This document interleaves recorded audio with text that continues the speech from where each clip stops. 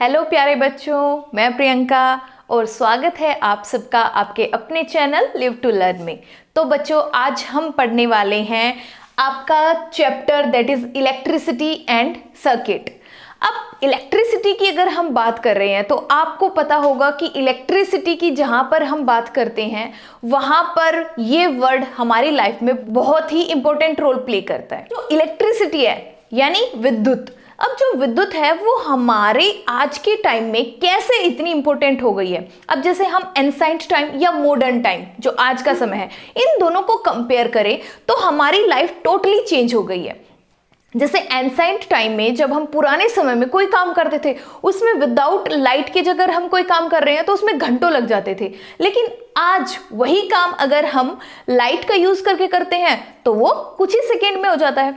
जैसे अगर हमें जो गेहूं होते हैं उनको ग्राइंड करके आटा बनाना है तो पहले के टाइम में जब जो चक्कियां होती थी वो नहीं होती थी इलेक्ट्रिसिटी वाली, तो उनको हमें हाथ से ग्राइंड करना पड़ता था और जो हमारी दादी वगैरह थी वो लगी रहती थी काफ़ी घंटों तक, तब जाके उनको एक टाइम के लिए आटा मिल पाता था। लेकिन अभी सिर्फ 5 मिनट में हम चक्की में गेहूं डालते हैं और इलेक्ट्रिसिटी की हेल्प से वो बहुत ही जल्दी आटे में कन्वर्ट हो जाते हैं। ऐसे ही पहले के टाइम में लोग जो सिंचाई करते थे इरिगेशन के लिए, खेतों में फसलों की जो सिंचाई होती थी उसके लिए पानी को निकालने में जो रहट होता है यानी कि बैल की हेल्प से उसको चलाते थे और वो धीरे धीरे निकलता था। लेकिन वहीं पर अगर हम आज इरिगेशन की बात करें तो जो मोटर होती हैं या पंप वगैरह होते हैं उनकी हेल्प से हम कुओं से या जमीन के नीचे जो पानी है, ग्राउंड वाटर है, उसको आसानी से फेच आउट कर लेते हैं, मतलब आसानी से उस पर हमारी पहुंच है उसको निकाल लेते हैं और यूज करते हैं। तो ऐसे ही आपके पास बहुत सारी लिस्ट होगी कामों की जो आप बना सकते हो कि जो हमारी इलेक्ट्रिसिटी है वो हमारी लाइफ को कैसे बेनिफिट्स दे रही है या हमारी लाइफ में उसकी इंपॉर्टेंस कैसे हो गई है। तो ऐसे ही आप और भी जो लिस्ट हैं उनको प्रिपेयर कर सकते हो कि पहले कौन से काम थे जो बहुत ही डिफिकल्ट थे या जिसमें बहुत ज़्यादा समय लगता था और अब इलेक्ट्रिसिटी की हेल्प से वो काम कितनी कम समय में बहुत ही जल्दी हो जाते हैं। तो इस तरह से आप बना सकते हैं वो लिस्ट। अब मुझे ये बताइए कि जब हम इलेक्ट्रिसिटी की इतनी सारी बात कर रहे हैं तो एक्चुअल में इलेक्ट्रिसिटी है क्या। अब जो इलेक्ट्रिसिटी है यानी कि जिसको हम इलेक्ट्रिक करंट भी कहते हैं वो होता क्या है।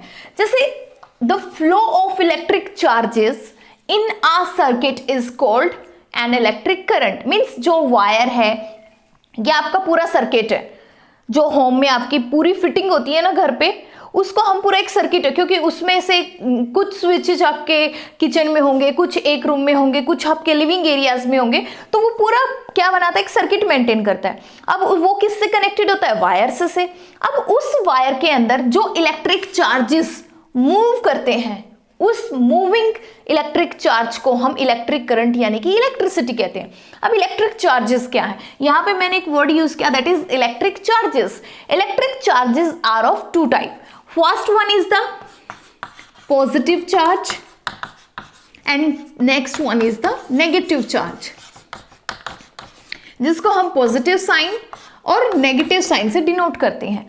और जब ये चार्ज एक wire, this is the wire, जब ये चार्ज एक वायर में मूव करते हैं तो उसको हम कहते हैं इलेक्ट्रिक करंट या इलेक्ट्रिसिटी।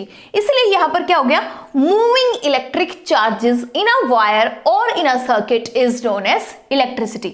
स्टेशनरी चार्जेस यानी कि जब ये चार्जेस एक पोजीशन पे खड़े होंगे तो हम इनको इलेक्ट्रिक करंट नहीं बोल सकते।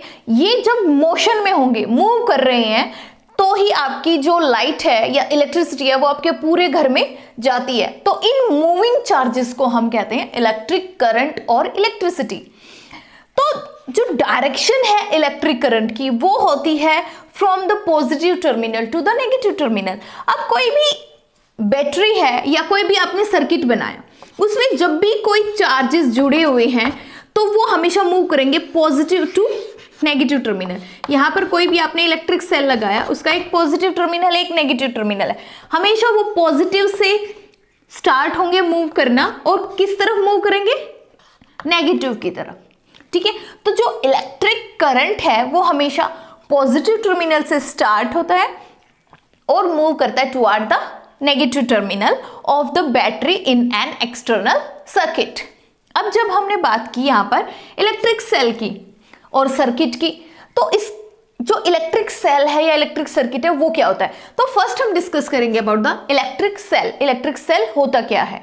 सो next one is the electric cell. Electric cell है क्या। So electric cell is a cylindrical structure. आप लोगों ने सेल देखे होंगे जो घड़ी वगैरह में यूज होते हैं, टॉर्च में यूज होते हैं, वो सिलेंडर लाइक स्ट्रक्चर्स के होते हैं और यूज होते हैं फॉर ऑपरेटिंग द डिवाइसेस। जो जैसे वॉच है, क्लॉक है और आपके जो जितने भी आइटम्स है लाइक टॉर्च है, इन सारे आइटम्स को चलाने के लिए या आपके टीवी रिमोट्स हैं, सबको ऑपरेट करने के लिए हम इलेक्ट्रिक सेल का यूज़ करते हैं। तो जो ये सिलेंड्रिकल स्ट्रक्चर है जो यूज़ होता है डिवाइसेस को ऑपरेट करने के लिए, क्योंकि वो उनको एक एनर्जी देता है रनिंग के लिए, उनको ऑपरेट करने में, तो उसी को हम कहते हैं इलेक्ट्रिक सेल। अब इसमें देखा होगा कि small metal cap is placed on one side and a metal disc on other side. Means एक जो मेटल कैप होती है ना, मतलब एक मेटल की एक कैप होती है इस तरह की, उसके एक तरफ होती है, वहीं पर एक डिस्क इस तरह का फ्लैट सरफेस दूसरी तरफ प्रेजेंट होता है। जैसे अगर हम ये इलेक्ट्रिक सेल देखें तो ये इलेक्ट्रिक सेल कैसे शेप का है, सिलेंडर, जैसे सिलेंडर्स होते हैं सेम वैसे ही शेप का है, इसलिए सिलेंड्रिकल स्ट्रक्चर है और डिवाइसेस को ऑपरेट करने के लिए यूज होता है। अब जैसे हमने बात किया कि जो इसका एक एंड होता है, यानी कि एक सिरे पर इसका मेटल कैप होता है, यहाँ पर आप देख रहे होगे ना, एक सिरे पर मेटल कैप प्रेजेंट है, वहीं पर दूसरा सिरा कैसा है, मेटल डिस्क, बिल्कुल गोलाकार और फ्लैट है। तो ये मेटल डिस्क है और ये हमारा मेटल कैप वाला सिरा है। अब जो थर्ड पॉइंट है that is it has two terminal. First one is the positive terminal and second one is the negative terminal. एक तरफ पॉजिटिव टर्मिनल होगा और दूसरी तरफ नेगेटिव टर्मिनल होगा। अब जब दो टर्मिनल है, एक मेटल कैप वाला है, एक मेटल डिस्क वाला है, जिसमें से एक पॉजिटिव है और एक नेगेटिव है, तो जो मेटल कैप वाला एंड होता है वो इलेक्ट्रिक सेल का पॉजिटिव टर्मिनल होता है और जो फ्लैट डिस्क होती है मेटल डिस्क वो नेगेटिव टर्मिनल होता है। यहाँ आप इजीली देख भी पा रहे हो, कोई भी इलेक्ट्रिक सेल हो गया आपके घर में जो अवेलेबल हो, आप उसको भी उठा के देख सकते हो, उन पे डिनोट भी किया हुआ होता है कि इसका पॉजिटिव टर्मिनल कौन सा है और नेगेटिव टर्मिनल कौन सा है। इस इलेक्ट्रिक सेल पे भी जो मेटल कैप है उस पे पॉजिटिव लिखा हुआ है, that means metal cap is positive terminal and the metal disc is one is the negative terminal. यहाँ पर आप देख भी सकते हो, इजिली डिनोट किया हुआ है, तो आप उस तरह से इसको यूज कर सकते हो। जो नेक्स्ट है, chemical energy is converted into the electrical energy. अब आपको ये तो पता है कि जो इलेक्ट्रिक सेल है वो डिवाइस को ऑपरेट करने के लिए यूज होता है, क्लॉक में यूज होता है, रिमोट में यूज होता है, टॉर्च में यूज होता है। तो जैसे हम टॉर्च में इलेक्ट्रिक सेल डालते हैं, उसके बाद हम उसको ऑन करते हैं तो हमें लाइट एनर्जी मिलती है। रिमोट वगैरह चलाते हैं जिसमें हमें टीवी को इजीली हम ऑपरेट कर सकते हैं, तो उसमें भी हम इलेक्ट्रिक सेल का यूज करते हैं। तो इसके अंदर कुछ केमिकल्स प्रेजेंट होते हैं, तो वो केमिकल्स जब हम किसी चीज को ऑपरेट करते हैं वो केमिकल्स कन्वर्ट होते हैं और वो केमिकल एनर्जी कन्वर्ट हो जाती है इनटू द इलेक्ट्रिकल एनर्जी, क्योंकि हमें इलेक्ट्रिसिटी मिलती है। अब टॉर्च में डाला आपने, टॉर्च में से लाइट निकल रही है ना, तो वो क्या है, इलेक्ट्रिसिटी की वजह से। तो दैट मीन्स कि जो केमिकल एनर्जी है इनसाइड द इलेक्ट्रिक सेल वो कन्वर्ट होती है इलेक्ट्रिकल एनर्जी में और उसी को हम यूज करते हैं। लेकिन जब इस इलेक्ट्रिक सेल के जो केमिकल्स हैं वो एग्जॉस्ट हो जाते हैं, यानी कि खत्म हो जाते हैं, तो ये वर्क करना बंद कर देते हैं। फिर हमें उसको दूसरा जो इलेक्ट्रिक सेल है न्यू वाला, उसको हमें उस डिवाइस में यूज करना पड़ता है। तो यानी कि ये तब तक रन करते हैं इलेक्ट्रिक सेल जब तक इनके अंदर केमिकल प्रेजेंट होते हैं, और जब केमिकल्स खत्म हो जाते हैं तो इनके अंदर कोई रिएक्शंस नहीं हो पाती, और केमिकल एनर्जी, जब केमिकल ही नहीं है तो केमिकल एनर्जी इलेक्ट्रिकल एनर्जी में कन्वर्ट नहीं हो पाएगी, तो इनका कोई फंक्शन नहीं रहता। Okay, so after the electric cell हम डिस्कस करेंगे about the electrical bulb. So हम डिस्कस करने वाले हैं अबाउट द इलेक्ट्रिक बल्ब। अब जैसा कि आप इस बल्ब को देख रहे हो, जो आउटर कवरिंग होती है बल्ब की that is made up of glass. जो ये सिरा है, जो राउंड स्ट्रक्चर है that is made up of glass and base is metallic. जो आउटर कवरिंग है वो ग्लास की होती है, जो ये राउंड स्ट्रक्चर है, और इसका जो बेस है वो मेटेलिक होता है, यानी कि मेटल का बना हुआ होता है। अब जो ये बल्ब आप देख रहे हो, इसमें एक बीच में अगर आप ध्यान से देखो, आपके घर में भी अवेलेबल होंगे बल्ब, आप उनसे भी देख सकते हो, क्योंकि ये वीडियो में इतना क्लियर विजिबल नहीं होगा, या आप पिक्चर में भी देख सकते हो। इसके बीच में एक थिन वायर है, राइट? इसके बीच में एक थिन वायर है।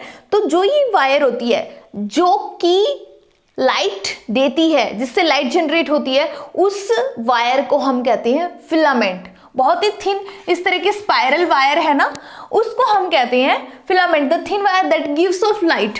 और वही क्या करती है, गर्म होती है और लाइट प्रोड्यूस करती है, उसकी वजह से हमें रोशनी मिलती है। तो इस थिन वायर को, जिसकी वजह से हमें रोशनी मिलती है, उसको हम कहते हैं फिलामेंट, दैट इज फिलामेंट। और जो ये फिलामेंट है, this filament is made up of tungsten. एक मेटल होता है टंगस्टन, उसका बना हुआ होता है। अब जो ये फिलामेंट है, ये टंगस्टन का क्यों बनता, किसी और मेटल का क्यों नहीं बनता? क्योंकि जो टंगस्टन है उसका मेल्टिंग पॉइंट, यानी कि मेल्टिंग पॉइंट मतलब, मेल्टिंग मतलब पिघलना, तो यानी कि एक ऐसा टेम्परेचर जिस पर वो पिघल जाएगा, और पिघलेगा तो क्या होगा, टूट जाएगा। और जब ये वायर टूटती है तो क्या होगा, बल्ब फ्यूज हो जाता है ना। तो इसीलिए उसका जो मेल्टिंग पॉइंट होता है वो हाई होता है। और अगर आप इस फिलामेंट को किसी ऐसे मेटल से बनाएंगे जिसका मेल्टिंग पॉइंट कम होगा, तो वो कम टेम्परेचर पर ही क्या होगा, टूट जाएगा, ब्रेक हो जाएगा, और बल्ब बहुत जल्दी फ्यूज हो जाएगा। लेकिन अगर हम इसे ऐसे मेटल से बनाएंगे जिसका मेल्टिंग पॉइंट काफ़ी हाई है, काफ़ी ऊपर होता है, तो उसका मतलब क्या है कि जब उसमें गर्मी बनती रहेगी, तो हमारा जो बल्ब है वो इतनी आसानी से फ्यूज नहीं होगा। इसलिए जो फिलामेंट है वो टंगस्टन का बनता है, क्योंकि इसका मेल्टिंग पॉइंट हाई होता है, तो ये ज़्यादा से ज़्यादा ऊष्मा या हीट को बियर कर सकता है, यानी कि सहन कर सकता है, और टूटता नहीं है आसानी से। इसलिए जो बल्ब होते हैं, जब उसमें बहुत ज़्यादा टेम्परेचर हो जाता है, बहुत ज़्यादा गर्म होते हैं, तो ये फिलामेंट ब्रेक हो जाता है, और जो बल्ब होते हैं वो फ्यूज हो जाते हैं। Next is the filament is attached with 2 wires. इसके अंदर जो फिलामेंट्स है, अब ये फिलामेंट्स है, एक तरफ से एक वायर से और दूसरी तरफ से दूसरी वायर से कनेक्ट होगा, राइट? तो one of the wire is connected to the metal case. अब जो इसकी एक वायर है वो तो जो नीचे मेटल केस, जो ये मेटल केस है ना, उसके बीचों बीच यहाँ कनेक्ट होती है, जैसा आप पिक्चर में देख रहे हो। पिक्चर में क्लियर दिख रहा है कि जो बीच में जो ये वायर गई हुई है ना, वो कनेक्टेड है विद द बेस। जो मेटल केस का बेस है वहां पर कनेक्ट है, and the other wire is connected to the metal tip at the centre of the base. तो जो मेटल का जो केस है उसका जो सेंटर होता है ना, उसके जो मेटल टिप है इधर, वहां से कनेक्टेड होती है। यानी कि दोनों, एक इधर से यहाँ मेटल केस से कनेक्टेड होगा मेटल टिप से, और दूसरा जो सेंटर है मेटल बेस का वहां पर कनेक्टेड होगा। सो दोनों टर्मिनल को आप इजीली पिक्चर में देख पा रहे हो कि एक कनेक्टेड है विद द बेस और सेकंड कनेक्टेड है विद द टिप। अब जो base of the bulb and the metal tip are the terminal of the bulb. जैसा हमने बात की कि जो भी ये इलेक्ट्रिकल डिवाइसेस होती हैं, हमें में जो पॉजिटिव चार्ज होता है इनमें सब में, वो positive terminal to negative terminal move करता है। तो ऑब्वियसली बात है बल्ब जो है उसमें भी 2 टर्मिनल होंगे, क्योंकि दोनों जो फिलामेंट्स के एंड है वो 2 पॉइंट से कनेक्टेड है। तो इसके जो ये टिप है, एक तरफ जो बेस है बल्ब का और सेकंड जो मेटल टिप है, ये दोनों क्या है, टर्मिनल है बल्ब के, and they do not touch each other, और वे दोनों आपस में टच नहीं करते, इसलिए वो क्या है, सेपरेट है। तो ये था हमारा इलेक्ट्रिक बल्ब। नेक्स्ट जब हम बात कर रहे थे कि अगर हम अपने घर की बात करें तो हमारे घर में बहुत सारे जो इलेक्ट्रिकल स्विचेस हैं, या अलग अलग जगह हम अलग अलग गैजेट्स यूज़ करते हैं। मिक्सी का यूज़ करते हैं किचन में, रेफ्रिजरेटर यूज़ करते हैं, कहीं पर फ़ैन यूज़ कर रहे हैं, कहीं एसी यूज़ कर रहे हैं। तो ये सारे क्या है, हमारे हर एक रूम में लाइट के कनेक्शन है, तो ये सब एक वायर से कनेक्टेड होते हैं। जो वायर है हर रूम में घूमती है, और एक बाहर एक मेन जो मीटर लगा हुआ होता है उससे कनेक्टेड होते हैं। तो जो ये पूरा का पूरा एक स्ट्रक्चर फॉर्म हो रहा है, इसको ही हम कहते हैं इलेक्ट्रिक सर्किट। तो एक्चुअल में हम जो ये इलेक्ट्रिक सर्किट होता है ना, इसको हम छोटे तौर पर भी बना सकते हैं, और इलेक्ट्रिक सर्किट होता क्या है उसके बारे में हम डिस्कस करेंगे। सो next one is the electric circuit. Electric circuit हम अपने घर पर भी फॉर्म कर सकते हैं। जैसे अगर हमारे पास एक, आपको लेना है एक इलेक्ट्रिक सेल, जो कि अभी हमने स्टार्टिंग में डिस्कस किया था, और एक बल्ब, साथ ही आपको एक वायर का पीस लेना है। तो सबसे पहले जब आपके पास एक इलेक्ट्रिक सेल है और बल्ब है, अब आपको करना क्या है, जो टर्मिनल है सेल के, यानी कि this one is the cell, this one is the positive terminal और एक नेगेटिव टर्मिनल है, इन दोनों टर्मिनल को एक वायर की हेल्प से बल्ब के दोनों टर्मिनल से कनेक्ट करना है। यानी कि एक वायर आपने ली, उसको यहां से कनेक्ट किया, सेकंड टर्मिनल से एक वायर को कनेक्ट किया, और यहां पर जाकर आपको उस दोनों टर्मिनल को कनेक्ट करना है एक बल्ब के साथ। तो इस तरह से जो ये स्ट्रक्चर फॉर्म होता है, इसको हम कहते हैं circuit. Such an arrangement of cell and the bulb is called an electric circuit. जो ये अरेंजमेंट होता है सेल और बल्ब का with the help of wire, this arrangement is known as the electric circuit.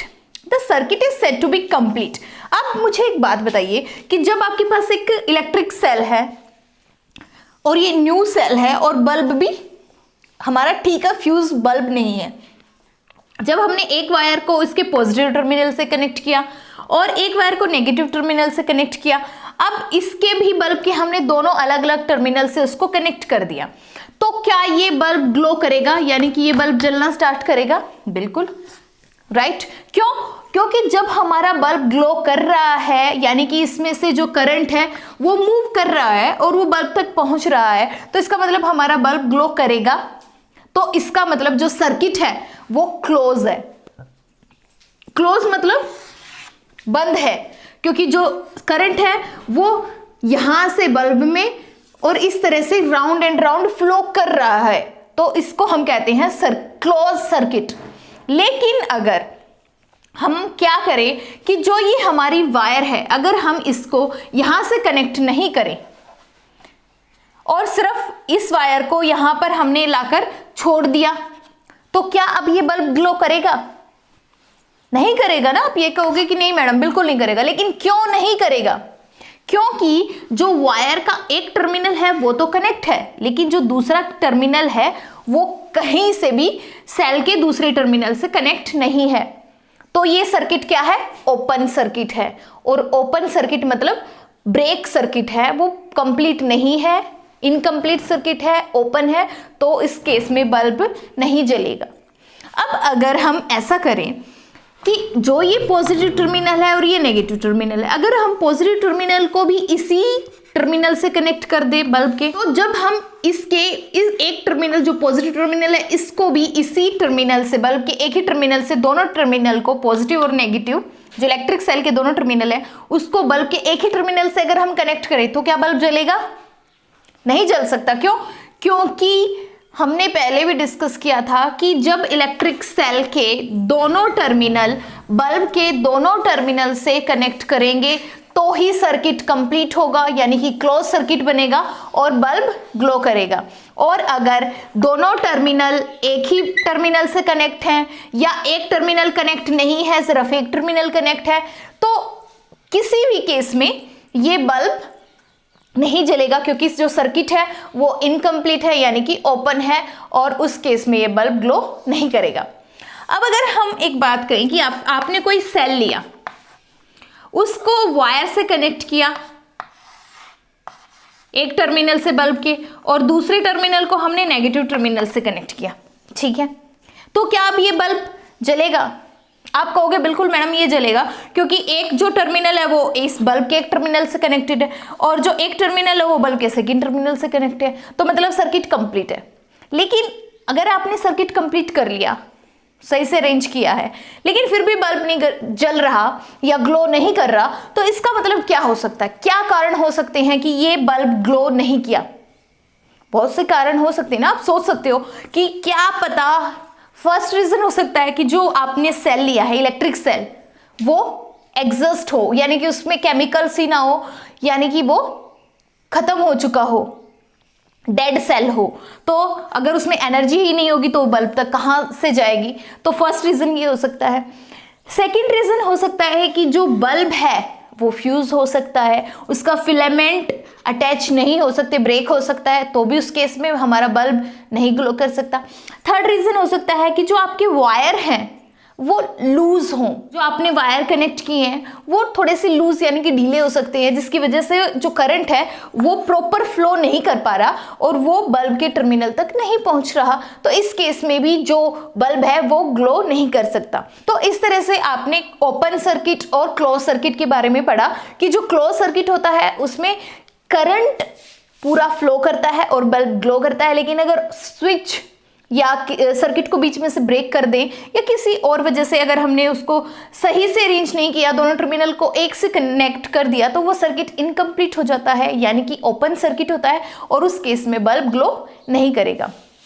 तो इस तरह से आप भी बड़े अपने टीचर्स या अपने मम्मी पापा या बड़े भाई बहन की उनके साथ बैठकर इस तरह से सर्किट बना सकते हो, लेकिन अकेले आपको नहीं बनाना क्योंकि इसमें इलेक्ट्रिसिटी है जिससे आपको हार्म भी हो सकती है। तो किसी एल्डर जो पर्सन होंगे उनकी गाइडेंस में ही आपको ये एक्सपेरिमेंट या ये सर्किट बनाकर आप देख सकते हो। Next one is the electric switch. Electric switch क्या होते हैं? लाइक आपने बहुत से ऑब्जेक्ट्स या एप्लियंसेस देखे होंगे, like refrigerator, torch, fan, mixer grinder, cooler. तो इनमें जब आप देखते हो तो इनमें स्विचेस लगे होते हैं जिनके खुद के अपने स्विच हैं। ये सारे ऑब्जेक्ट्स ऐसे हैं, जैसे टेबल फैन है, आप उसको ऑन ऑफ कर सकते हो, इंक्रीज कर सकते हो, उसकी स्पीड को डिक्रीज कर सकते हो। ऐसे मिक्सर ग्राइंडर को घुमाकर उसकी स्पीड इंक्रीज डिक्रीज कर सकते हो। तो ये जो ऑब्जेक्ट्स हैं इनके अपने स्विच हैं, और स्विच क्या है जिसकी वजह से आप उस ऑब्जेक्ट को बंद भी कर सकते हो और उसको स्टार्ट भी कर सकते हो, उसकी स्पीड भी बढ़ा सकते हो, उसकी स्पीड को डिक्रीज भी कर सकते हो। तो जो ये स्विच है ये भी जो इलेक्ट्रिक सर्किट है, जो उस पूरे ऑब्जेक्ट का जो सर्किट है उसका एक पार्ट होता है, integral part of the electric circuit. जो भी सर्किट है उसका एक पार्ट इलेक्ट्रिक स्विच है।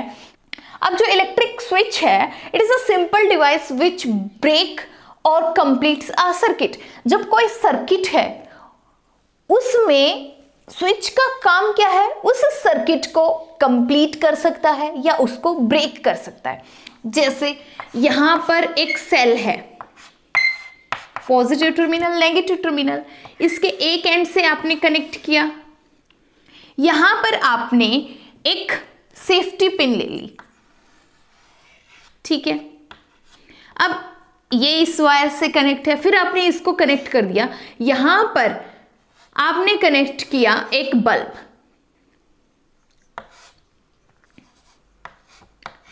एक बल्ब को कनेक्ट कर दिया। अब जो ये आपका सर्किट है इसमें हमारा स्विच का काम कर रहा है सेफ्टी पिन। तो जब हम इस सेफ्टी पिन से, यहां से ये वायर बल्ब के एक टर्मिनल से कनेक्ट है, यहां से ये वायर पहले सेफ्टी पिन से कनेक्ट है, फिर यहां से ये दूसरे टर्मिनल से कनेक्ट है, यानी कि ये हमारा सर्किट कंप्लीट है। तो ये बल्ब ग्लो करेगा क्योंकि यहां से इस पूरा करंट फ्लो होगा। तो ये क्या है?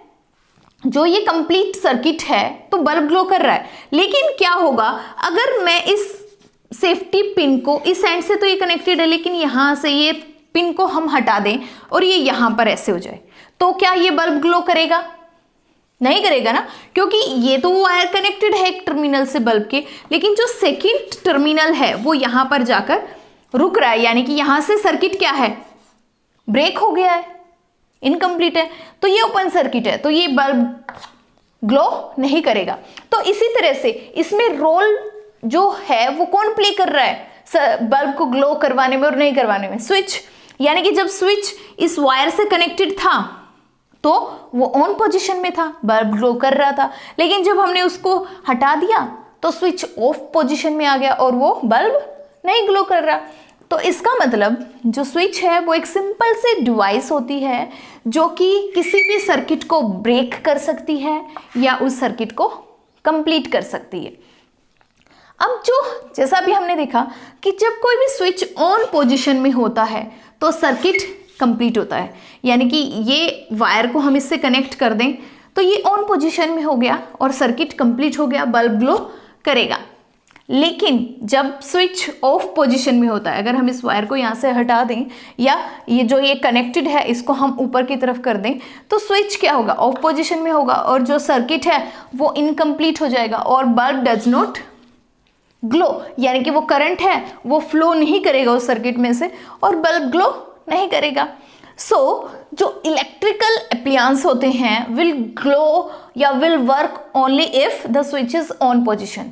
तो जब भी आप किसी भी ऑब्जेक्ट के स्विच को ऑन करते हो तभी वो वर्क कर सकता है, और अगर वो ऑफ पोजीशन में होगा तो वो वर्क नहीं करेगा क्योंकि उसका सर्किट तब तक कंप्लीट नहीं होगा। तो जो इलेक्ट्रिक स्विच होते हैं वो किसी भी एप्लियंस, जो इलेक्ट्रिकल एप्लियंस होते हैं उनके ऑपरेटिंग में एक इम्पोर्टेंट रोल प्ले करते हैं और ये as a safety device use होते हैं क्योंकि इनको इजीली हम स्विच ऑन स्विच ऑफ करके इजीली ऑपरेट कर सकते हैं, इनसे शॉक लगने का भी जो खतरा है वो नहीं होता। तो इस तरह से जो इलेक्ट्रिक स्विच होते हैं वो सेफ्टी डिवाइस तो है ही, साथ में किसी भी ऑब्जेक्ट को ऑपरेट करने में हेल्प करते हैं और किसी भी सर्किट को ओपन या क्लोज कर सकते हैं। Next one is the electric conductors and insulators. Electric conductors और इंसुलेटर्स क्या होते हैं? तो कंडक्टर्स और इंसुलेटर के बारे में हम ऑलरेडी भी पहले चैप्टर में डिस्कस कर चुके हैं। तो जब हम इलेक्ट्रिक कंडक्टर्स की बात कर रहे हैं यानी कि ऐसे मटेरियल जो इलेक्ट्रिसिटी से कनेक्टेड हैं, तो कंडक्टर्स हम उनको कहते हैं जो अपने अंदर से इलेक्ट्रिसिटी को पास होने देते हैं। तो ऐसे मटेरियल्स को हम इलेक्ट्रिक कंडक्टर कहते हैं। Means material that allow electricity to flow through them easily और to pass through them easily. ऐसे मटेरियल जैसे अगर हम आयरन की बात करें, कॉपर की बात करें, सिल्वर की बात करें, तो इनमें सब में जो इलेक्ट्रिसिटी है वो आसानी से पास हो जाती है। जो वायर है घर पे वो कॉपर वायर होते हैं, तो उसके में कॉपर जो है इसका मतलब क्या है, कंडक्टर है, क्योंकि उसमें से इलेक्ट्रिसिटी आसानी से हर कॉर्नर में, हर स्विच बोर्ड में आसानी से पहुंच जाती है, हर गैजेट्स में पहुंच जाती है। तो इसका मतलब ऐसे मटेरियल जिसमें से इलेक्ट्रिसिटी आसानी से पास हो जाती है उन मटेरियल को हम इलेक्ट्रिक कंडक्टर्स कहते हैं। एग्जाम्पल कॉपर है, आयरन है, सिल्वर है। वहीं पर इंसुलेटर की अगर हम बात करें तो इंसुलेटर कंडक्टर के अपोजिट होते हैं।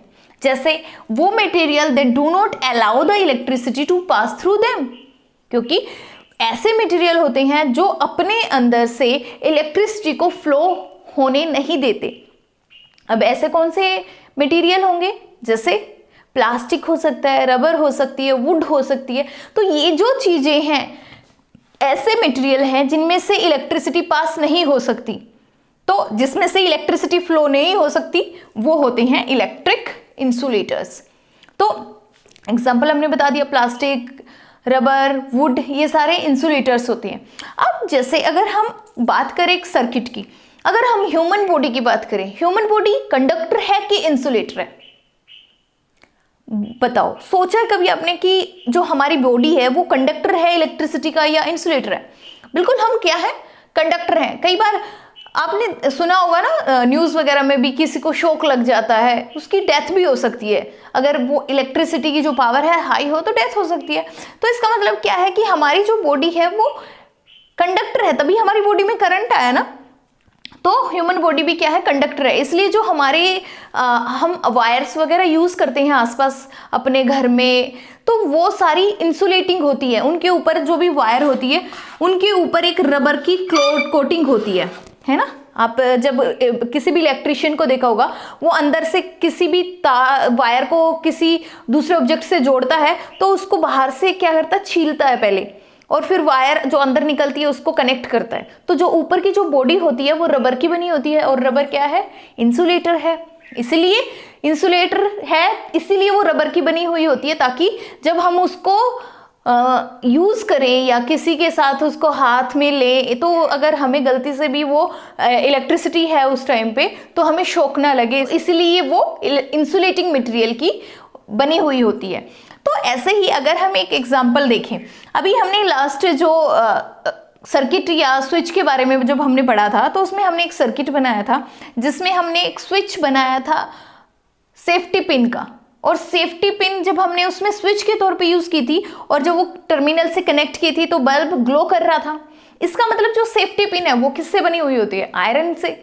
और आयरन का जब हमने उसमें बीच में यूज किया तो बल्ब ग्लो कर रहा था, दैट मीन्स जो आयरन है वो कंडक्टर है, तभी वो सर्किट कंप्लीट हुआ और बल्ब ग्लो किया।